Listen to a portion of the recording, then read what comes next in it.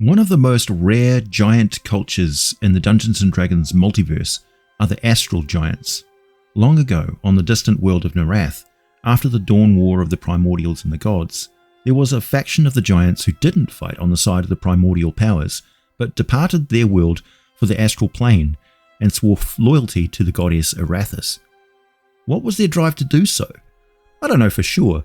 Perhaps it was some shift in the mentality of the Frost Giants that there was more glory in a battle that sought to create something rather than just tear things down, taking what they needed to survive as they always had done. Erathis is mainly unknown in the world of Toril, but she is an influential god who is the consort of Pelor on Nerath. She has been on a cosmic quest for a very long time to reconstruct the multiverse and create a dimensional lattice, greatly extending the power and control of the gods and bringing far more law and order to the universe. Other major powers such as Moradin and Asmodeus are joining her in this mission. Erathis is all about civilization. At times this also includes conquest, and when she has to contend with particularly difficult spots of the multiverse to bring under heel, she sends in her loyal Astral Giants. The race of Astral Giants is differentiated from other more brutish and destructive giants by their advanced culture and their willingness to interact with other beings through trade and debate.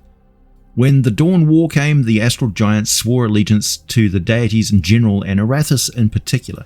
Unlike the other giants that sided with the Titans and the Primordials, over the centuries the Astral Giants have settled in scattered pockets of the Astral Sea.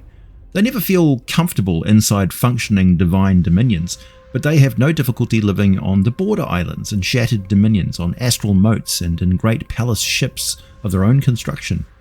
Githyanki are well aware of the existence of the Astral Giants and have, on occasion, enlisted their help in some of the more historic battles in their long history. Astral Giants are no friends to Mind Flayers and other evil races, but that's not to say that they are a universally good-natured people. In fact, the Astral Giants currently working for Erathis in Shom are young and somewhat crude specimens of their kind. In many ways, Shom is seen as an ideal training ground.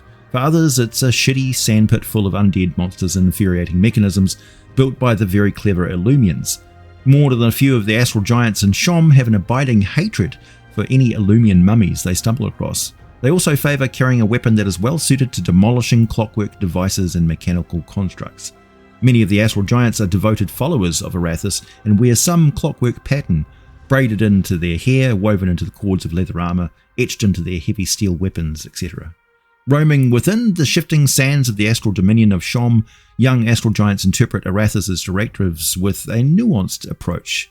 While purging perceived threats, they also act as custodians of the dominion of faithful pilgrims of Erathis and Pelor.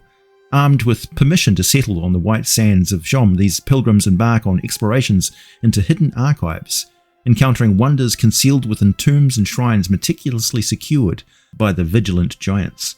Formidable yet not innately violent, the giants can form alliances, broker deals, and work alongside other forces as long as there is some service to the goals and directives of Erathis involved. Otherwise, well, the giants pay little attention to the scrawny little folk one way or the other. Get on the right side of Erathis and her allied powers and you'll be fine with the Astral Giants generally. If your player character group involves any clerics or faithful of Pelor, Ilmater, Erathis, or of course any of the gods of knowledge, Gond, Moradin, but also Bane and Asmodeus, you'll be fine with the giants. Tyranny is a type of civilization after all, and so the giants don't have any problem with it. They view hobgoblins in higher regard than most other little humanoid races, including humans, and they love to breed and train a variety of large boulets that they keep much like humans keep and train pet dogs. Another aspect of Astral Giant culture is that they don't recognize the god Anam as their all-father and creator. They may consider this sort of religion as heretical, and they also have no place within or interest in the ordning of the giants, so they don't really belong in the hierarchy of the ordning. Not that it matters much now anyway. I'll be covering much more about the astral dominion of Shom, the lost civilization of the Illumians, and the secret plans of the Cabal of Erathis in my next video. In the meantime, as always, thanks for listening, happy holidays, and I'll be back with more for you very soon.